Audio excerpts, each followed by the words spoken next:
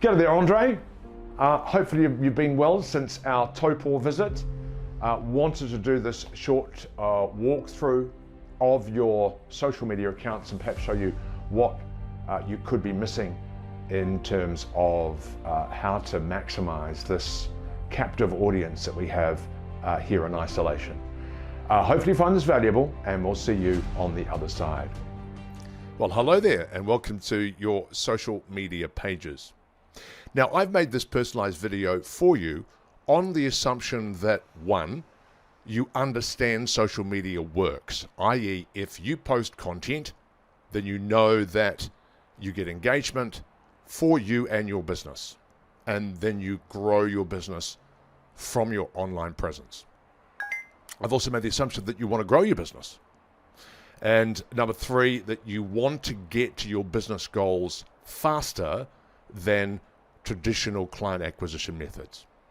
If those assumptions are correct, then this video is for you. I'm going to share with you three things. First one, what is missing from your LinkedIn and Facebook business profiles so they're optimized for growth. I'm going to share with you 4 people who use video well and get great engagement from their video work. And I'm going to also share with you the 4 different types of video content that you should be showcasing for you and your business. I hope that you find this valuable and you can apply it to your online world. Mr. Andre Chatfield, hopefully you are well and good, sir. And from our recent trip in Taupo, seems like an eternity ago, given what we've gone through since then. And hopefully you and your family are fine and well and hold up okay. So just looking at your LinkedIn profile and give you a few little tips around how to optimize this for growth. I'm assuming you're still ahead of risk at Bupa, which is good that hopefully you're obviously still there. But a couple of things that I would do, obviously you found this big blue box here at the top, and that is the default. But there's a big opportunity, big piece of real estate that you could be maximizing, especially with this little bit of a call to action in the top right-hand corner to say who you are and what you can deliver. Looking at your URL, at the moment it's andre-chatfield.97b3442, which makes you very difficult to find. If people were Googling Andre Chatfield, it would be very difficult to find you. And it's very easy to get rid of those numbers, and we can certainly do that for you. Remember that LinkedIn is not anymore just an online CV. And I can see you've got the little badge, which means you're paying $69.99 or $99.99 for the LinkedIn Premium opportunity. So you see value inside of your LinkedIn profile. But remember, it's not an online CV. You know, it's really not about saying who you are and what you do. It's how you help. What is the outcome that people at Bupa get from you being there?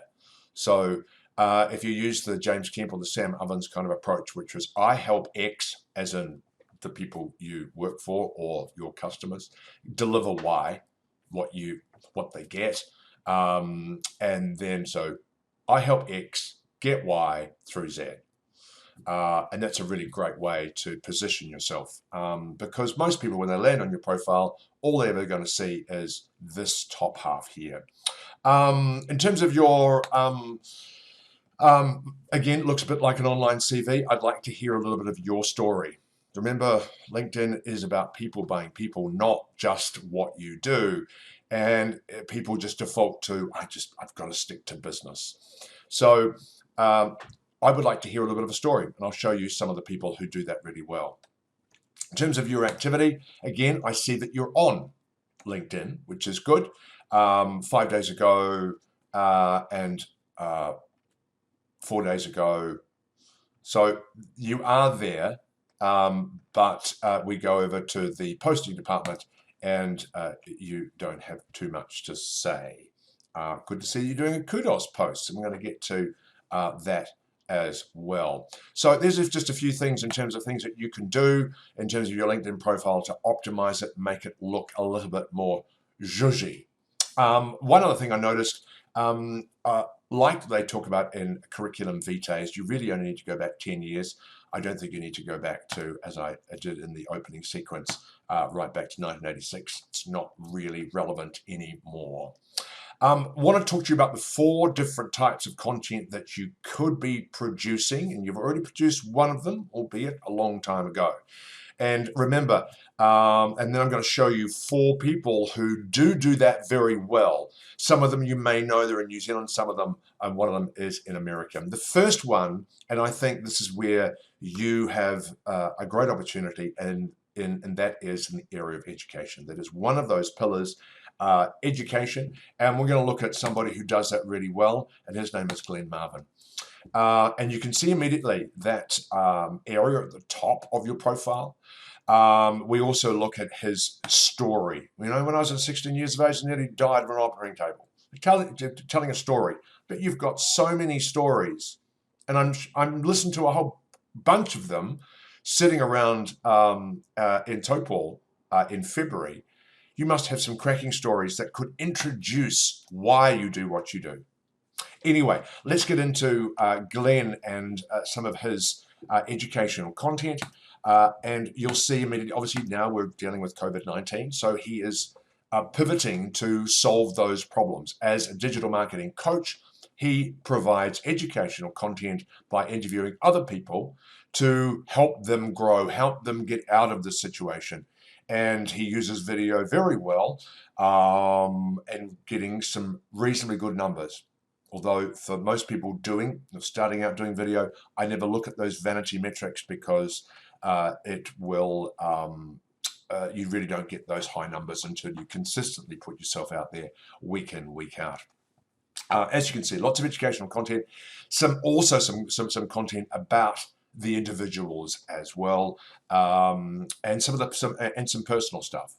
There we go, personal stuff, some silly stuff. And it's important to share all of you on LinkedIn, not just the business stuff, as we said before. Okay, so that's education. Second one we're going to look at is personal story. And personal story, everybody's got a story to tell. And we can all tell those stories. And I bet, again, you've got lots of stories that you could call upon that could be relevant to helping you generate more conversations online about risk. And so let's have a look at an American lady. I'm sure you've probably seen some of her content, Shay Rowbottom. She's pretty well followed, and she's got does some really amazing content. And let's show some of that to you now. You know, she uses lots of color. She's a pretty good looking lady. But she just consistently gets very big numbers in terms of some of her posts. But she's very authentic. But one of the stories that I spotted here earlier was this one here, where she talks about death, and her friend died. And she tells the story about how I can actually make a difference because he's not here.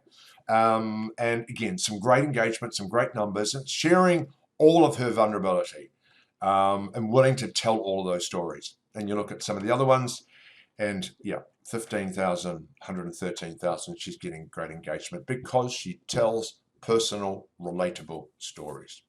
So education and personal story, there's 2. 2 more to go. The third one is commentary. Not a lot of people do this well in New Zealand, but you might have seen Ashley Church's content. Ashley's a media commentator coming from that property space.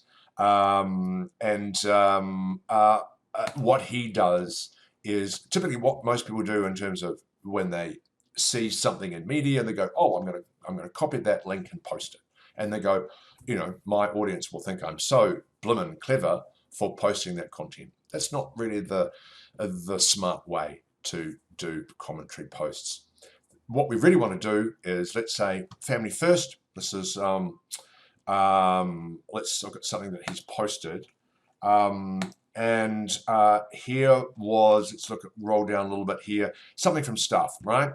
And what he's then doing is then adding his perspective about that particular article, commentary. So what you can do is you can mention, well, there was a great article and stuff about abortion, but here's my perspective. You don't even need to post the link about stuff because it's not about them, it's about your perspective. And that's what people who are thought leaders, people who have an opinion, people who want to be seen out there as thought leaders, as people of bringing value to other people, then I would highly suggest that commentary should be part of your arsenal. The last way, we've got commentary, personal story, and education. The last one is going to be kudos. And you know about that one already, don't you? We're going to look at Ryan the Lion Ashton, a bit of an interesting fellow, got a great following. He's been doing this for a number of years, but what he's very, very, very good at is he's very good at doing videos with him in it, but championing other people and having a bit of a yarn with them and lifting their profile. So Ryan is exceptionally good at that. If you look at some of these numbers here, 2,293 views for a just shy of 10-minute video, which is a maximum that you can put out on LinkedIn. So Ryan does this very well as having his AFQY events, but uses kudos content to really drive and help other people and lift them in terms of featuring them on LinkedIn. Well, Andre, hopefully you found that valuable. As I said at the top, this really is a once-in-a-lifetime opportunity to create content and to inform, educate, and entertain your online audience, nurture them through this time, and really build and grow your audience using some video content. Feel free to click the button below this video. We can get on a Zoom call and see where that leads us. You have a great day, sir.